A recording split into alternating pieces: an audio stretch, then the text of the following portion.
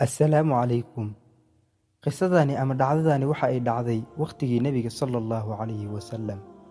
Maalin maalmaha ka mid ah ayaa waxa istaagay Nabigeena sallallahu calayhi wasallam asiga oo khudbaynaya oo ku baraarujinaya saxaabada Allah ka raali noqdee in ay wax bixiyaan ay waxna sadaqaystaan.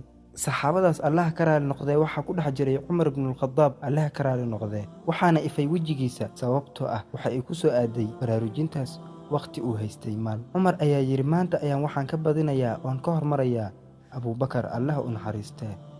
Kadibna wuu istaagay Umar asiga oo ka dheeraynaya dabeesha waxa uu soo laabtay asiga oo soo qaaday kala bar maalkii uu hayay.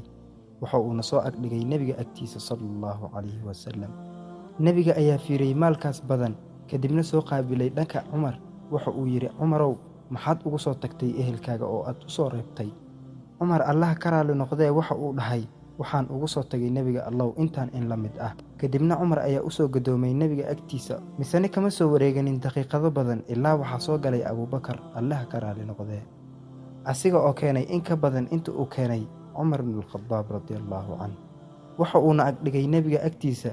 Nabiga sallallahu calayhi wasallam ayaa dhoola cadeeyay asiga oo leh maxaad ugu soo tagtay Abu Bakar oo ehelkaaga? Kadibna waxa uu ku jawaabay Abu Bakar waxaan ugu soo tagay Nabiga Allah iyo rasuulkiisa.